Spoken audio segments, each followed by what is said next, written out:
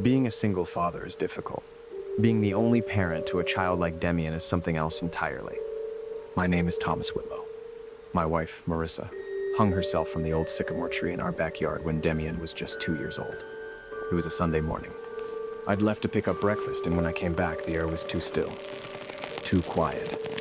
Through the kitchen window, I saw Damien outside, unmoving, his tiny eyes fixed upward.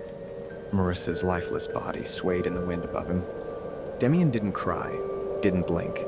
He just stared, like he was watching leaves fall or clouds drift. From that moment on, something inside my son shut down, and something else woke up. He became unshakable, numb. For years, therapists said he exhibited emotional detachment due to trauma, but what they couldn't explain was his growing disconnection from reality. He stopped speaking, stopped reacting. Nothing frightened him, nothing hurt him. He's 16 now, pale, always silent, always watching. Kids at school didn't bully him. They avoided him. Being the kid who found his mother's hanging body made him untouchable in more ways than one. He drifted through the halls like a shadow, a fog. Even I struggled to feel close to him, like he wasn't quite there, like he never came back from that morning. Then, a new student arrived. It didn't take long before he started calling Damien names. Weirdo, ghost boy. The usual cruelty of the insecure. Damien would only look at him and smirk, never speaking, never reacting. That infuriated the kid. He wanted a fight, a scream, something human. So, he hit Damien, punched him, kicked him. Damien only smiled. The harder he was struck, the wider his grin grew. Eventually, teachers pulled the boy off. Damien sat up, wiped the blood from his lip, and licked it slowly before smiling directly at his attacker. The boy recoiled, shaken. The school called me. The faculty decided it would be best if Damien took a few days off. Not because he was hurt, but because his reaction disturbed everyone. For 3 days, he barely left his room. I'd find him staring at his phone, silent, locked into videos of people devouring enormous piles of food. "You really like those?" I asked one evening. He looked up, eyes gleaming. "Yes, I'd really like to make some.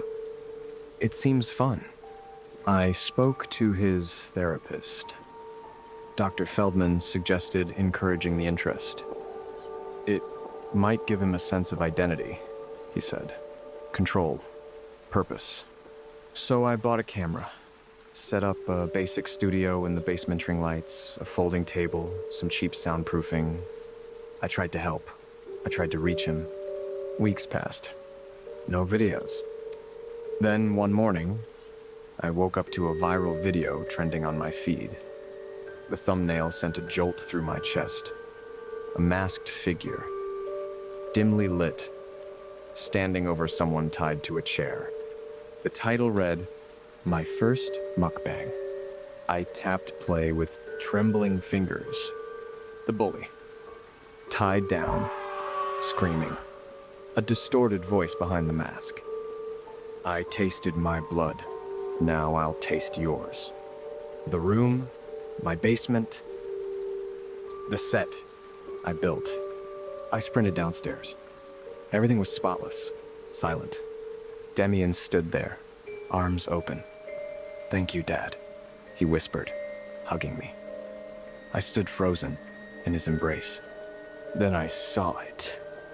Behind some storage boxes. A shape. The bully.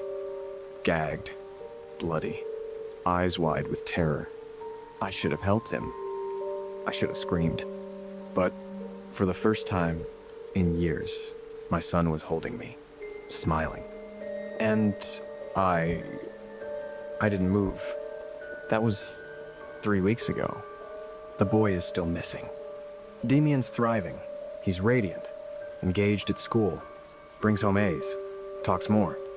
Every 3 days, a new video appears on a hidden account. The masked mukbang creator tries different cuts, different textures. Ribs, liver, tongue. He smiles at the camera. always smiles, and I watch every second. Sleep doesn't come easy these days. I avoid the basement entirely. It's too quiet down there, too clean. Like nothing ever happened. Like everything is waiting to happen again. But still, I'm thankful. Thankful to have my boy back.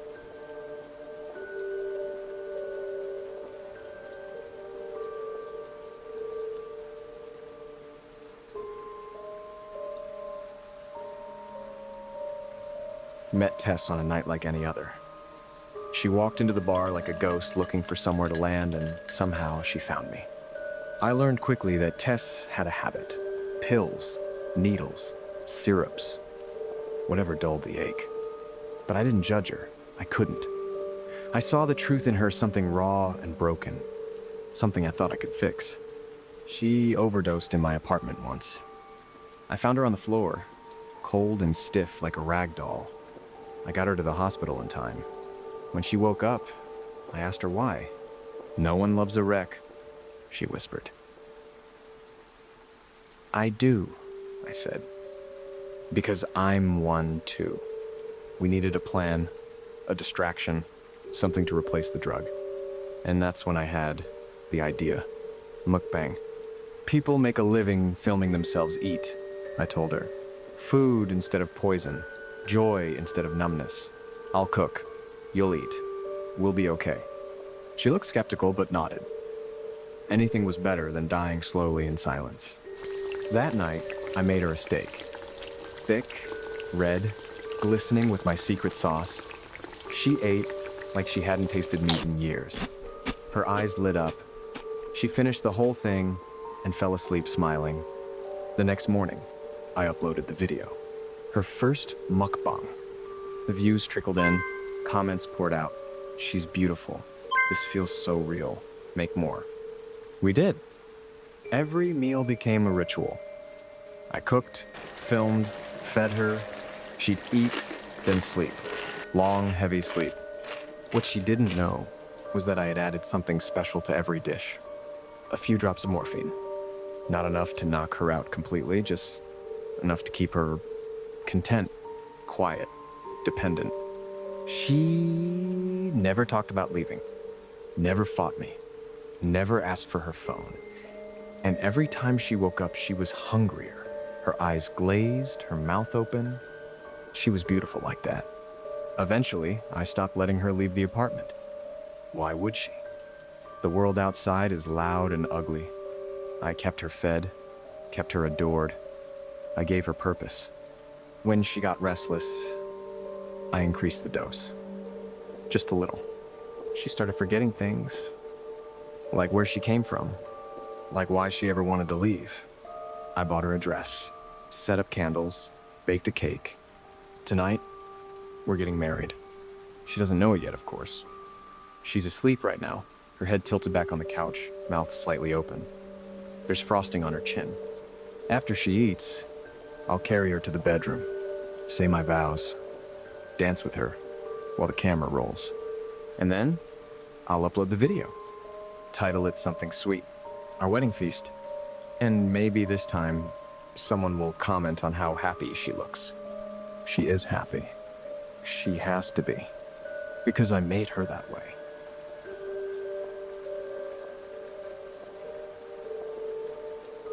I am Isaac, and the world forgot about me a long time ago. I grew up in the foster system, bounced around, bruised up, then tossed out like garbage on my 18th birthday. I lived on the streets, scrounging for scraps, sleeping in alleys, hiding from monsters with human faces. But even in that bleak world, I had one thing that kept me going. Noah. He was the first friend I made after I was thrown out. Tall, quiet, kind, in a way that felt real. He protected me, walked me to safe shelters, shared every bite he found, and made the silence of our nights less terrifying. I never asked why he helped me. I think he just didn't want to feel invisible anymore. One gray afternoon, while we were sitting outside a soup kitchen, a strange man approached us. Expensive coat, white gloves, yellow teeth when he smiled. "My name is Mr. Greaves," he said. "I run a digital production company, and I have an offer for you both. Easy work, good pay. All you have to do is eat." I laughed. No one pays people like us to eat. But he just smiled wider and showed us a video on his phone, a thin, pale man stuffing his face with steaming food in a poorly lit room. The man's eyes looked hollow. The kind of hollow you don't come back from. "People love desperation," Mr. Greaves said. "It makes them hungry, too." Noah didn't hesitate. "I'll do it," he said. "But only if Isaac gets half the pay and all the leftovers." I tried to protest, but he gave me that look, the one that said, "Trust me this one last time." Mr. Greaves took him away that night. For 2 weeks, I heard nothing. Then, every Friday, a cooler of food and some cash would arrive at my shelter with a note from Noah. I started asking about him, but Mr. Greaves would only smile and say, "Soon." Weeks turned into a month. The notes kept coming, but they felt emptier, colder. Something was wrong. I bought a cheap burner phone and searched for his videos. I found them. Noah was in most of them, eating obscene quantities of food like he hadn't seen a meal in weeks. His face was sunken, eyes rimmed in black, but he kept eating, always eating, as if his life depended on it. It didn't feel like performance. It felt like survival. I waited for the next drop-off. When Mr. Greaves left the cooler at the shelter, I followed him.